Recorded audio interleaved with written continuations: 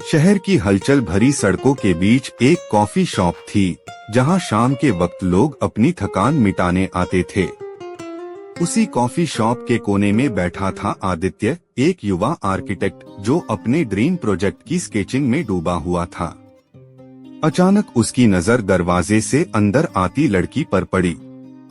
वो हल्के नीले रंग की ड्रेस में थी, उसकी आंखें चमकदार और चेहरे पर एक अनजानी मासूमियत थी।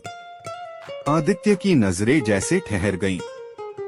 उसने अपनी कॉफी का कप उठाया, लेकिन उसकी आंखें अब भी उस लड़की पर ही थीं। वो लड़की काउंटर पर जाकर कुछ ऑर्डर कर रही थी। उसका नाम रिया था। सर, कुछ और चाहिए? वेटर की आवाज पर आदित्य चौंका। नहीं। हाँ, मेरा मतलब एक एक्स्ट्रा कॉफी दे दो, आदित्य ने बिना सोचे कहा, जबकि उसकी टेबल पर पहले ही कॉफी रखी थी। उसकी पूरी दुनिया बस उस लड़की के इर्द गिर्द घूमने लगी थी। रिया कोने वाली सीट पर बैठ गई और फोन में व्यस्त हो गई। आदित्य ने कुछ हिम्मत जुटाई और उसके सामने जाकर बोल पड़ा, क्या मैं यहाँ बैठ सकता हूँ? रिया ने सर उठाया और उसे देखा। हाँ, क्यों नहीं, उसने हल्की मुस्कान के साथ कहा। आदित्य को लगा जैसे उसकी धड़कनें तेज हो गई हों। वो उसके सामने बैठा, लेकिन बोलने के लिए शब्द नहीं मिल रहे थे। क्या आप मुझे जानते हैं? रिया ने उसकी नजरों की बेचैनी को भांपते हुए पूछा। नहीं, लेकिन अब जानना चाहता हूँ, आदित्य ने बिना झिझक कहा। रिया हंस पड़ी। अच्छा, तो आप लोगों से ऐसे ही मिलते हैं? नहीं, सिर्फ उनसे जो पहली ही नजर में दिल को छू जाएं। आदित्य की आवाज में सच्चाई थी। रिया उसकी बात सुनकर कुछ पल के लिए चुप रही, फिर हल्की मुस्कान के साथ कहा, तो अब तक आपने क्या जाना मेरे बारे में कि तुम बहुत खूबसूरत हो और तुम्हारी हंसी से पूरी शाम खूबसूरत हो सकती है? आदित्य ने जवाब दिया। रिया ने सिर हिलाया। बड़े फ्लर्ट हो आप। नहीं, सिर्फ सच्चाई कह रहा हूँ, आदित्य ने आंखों में गहराई से देखा। वो पहली मुलाकात थी, लेकिन जैसे दोनों के दिल कहीं गहरे जुड़ चुके थे। रिया और आदित्य की मुलाकातें बढ़ने लगीं। वे साथ कॉफी पीते, शहर के कोनों में घूमते, घंटों बातें करते।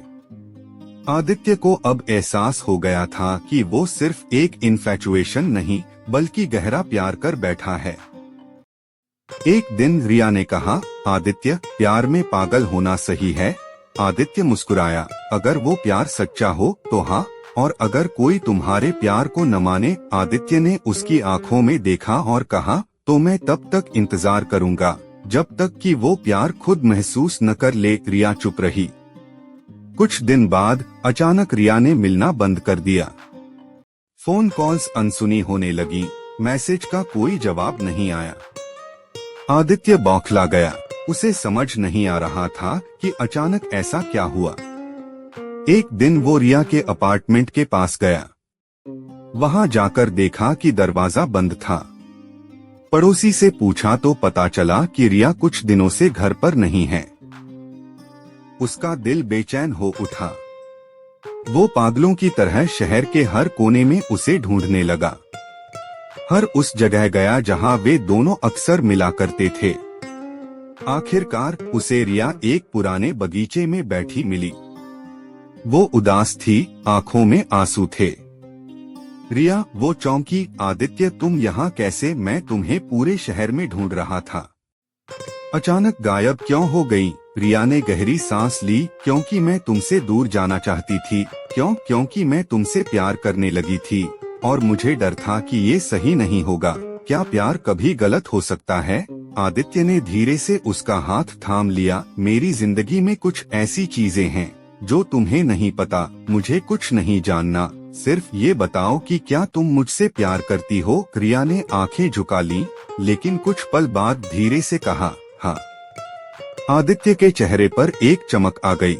उसने रिया के दोनों हाथ थामे और कहा, तो फिर कोई डर, कोई दीवार हमारे बीच नहीं आ सकती। मैं तुम्हारे साथ हर मुश्किल में रहूंगा। बस मुझ पर भरोसा रखो। रिया की आंखों से आंसू गिर पड़े।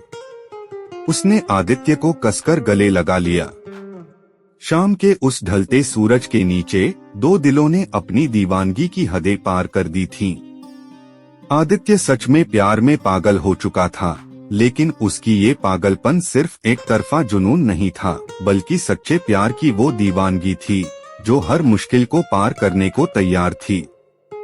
रिया की बाहों में बंधे आदित्य को महसूस हुआ जैसे उसकी तलाश पूरी हो गई हो। उसने धीरे से रिया के बालों में उंगलियां फेरी और कहा, रिया, तुमने मुझे इतने दिनों तक तड़पाया।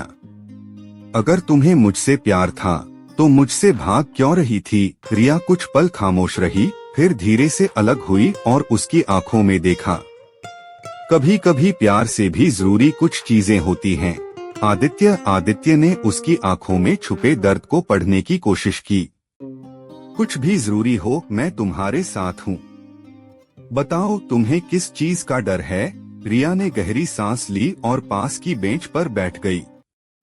आदित्य, मेरी जिंदगी एक खुली किताब नहीं है। मैं चाहकर भी तुम्हें अपना हिस्सा नहीं बना सकती। लेकिन क्यों? आदित्य उसके सामने बैठ गया। रिया ने दूर पेड़ों की ओर देखा, फिर धीरे से बोली, मेरे पिता, वो मेरे लिए कुछ और सोच चुके हैं। मैं उनकी इकलौती बेटी हूँ और उन्होंने मेरी शादी अपने बिजनेस पार्टनर के बेटे से तय कर दी है। मैं चाहकर भी इस फैसले को नहीं बदल सकती, क्योंकि उनका सपना है कि मैं उनके फैसले का सम्मान करूं। आदित्य की आंखों में हल्की नमी आ गई।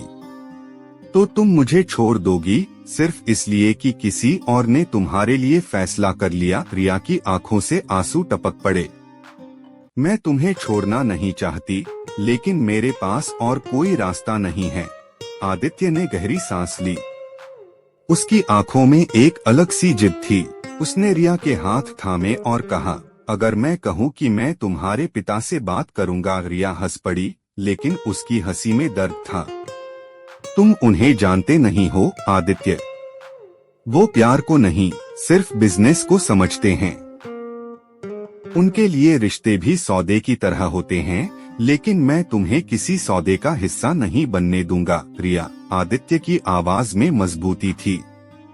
अगर तुम्हें मुझसे प्यार है तो हमें अपने प्यार के लिए लड़ना होगा। रिया की आंखों में संकोच था। अगर मैं हार गई तो? आदित्य ने मुस्कुराते हुए उसका चेहरा अपने हाथों में लिया। अगर तुम मेरे साथ हो तो हम कभी हारेंगे नहीं। अगले ही दिन आदित्य रिया के घर पहुंचा। उसके पिता राजवीर मेहता एक प्रभावशाली बिजनेस टाइकून थे। उनका घर किसी महल से कम नहीं था। आदित्य को देखकर गार्ड्स ने रोका, लेकिन तभी रिया ने आकर उसे अंदर बुला लिया। ड्राइंग रूम में एक कड़क माहौल था। मेहता की गहरी निगाहें आदित्य पर टिकी थीं। तुम वही लड़के हो जिससे रिया मिली थी? उनकी आवाज में अधिकार झलक रहा था। आदित्य ने बिना हिचक कहा, जी मैं ही हूँ, और मैं रिया से शादी करना चाहता हूँ। उनकी भौहें तन गईं। शादी? तुम जानते भी हो कि तुम किससे बात कर रहे हो? जी मैं जानता हूँ कि आप एक बड़े बिजनेस टाइकून हैं, लेकिन मैं यहाँ बिजनेस के लिए नहीं, अपने प्यार के लिए आया हूँ। मेहता हंस पड़े, लेकिन उनकी हंसी में तंज था। तुम्हारी हिम्मत की दाद देनी पड़ेगी लड़के, लेकिन रिया की शादी वहाँ होगी जहाँ मैं तय करूँगा। वो मेरा फैसला है। आदित्य ने निडरता से जवाब दिया, सर, आप रिया के पिता हैं और मैं आपकी इज्जत करता हूँ, लेकिन क्या आपने कभी रिया से पूछा कि वो क्या चाहती है? रिया के पिता ने एक पल के लिए रिया की ओर देखा, लेकिन तुरंत नजरें फेर लीं। बेटा, प्यार की बातें फिल्मों में अच्छी लगती हैं। असल जिंदगी में रिश्ते पैसों और स्टेटस पर चलते हैं। अगर प्यार के बिना रिश्ते बनते हैं तो वो रिश्ते कब तक टिकते हैं? आदित्य ने सीधा सवाल दागा।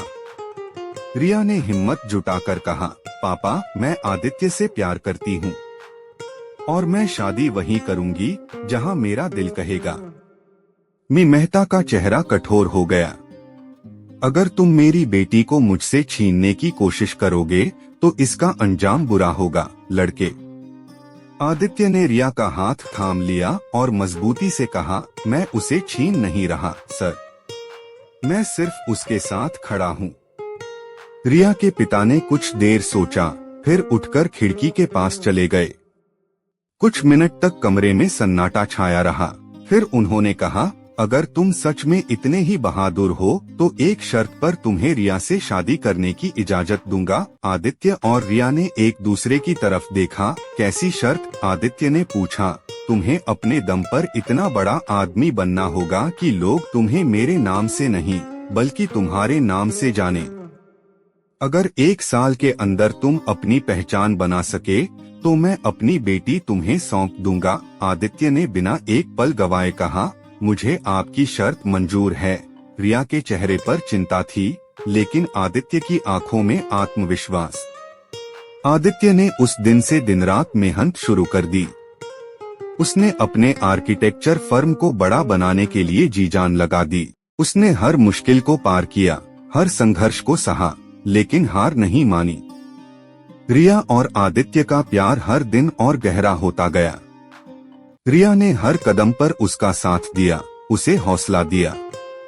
1 साल बाद जब आदित्य ने अपनी मेहनत से एक सफल आर्किटेक्ट के रूप में अपनी पहचान बनाई तो वो फिर से मी मेहता के सामने खड़ा हुआ। सर, आपकी शर्त पूरी हो गई। अब क्या आप मुझे अपनी बेटी के काबिल मानते हैं? मी मेहता कुछ देर तक उसे देखते रहे, फिर हल्की मुस्कान के साथ बोले, तुमने साबित कर दिया कि प्यार सिर्फ जुनून नहीं बल्कि ताकत भी होता है।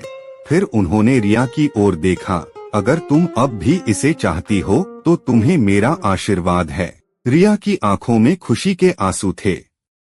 आदित्य ने उसकी ओर देखा और धीरे से कहा, मैंने कहा था ना, हम कभी हारेंगे नहीं। रिया मुस्कुराई और उसके सीने से लग गई।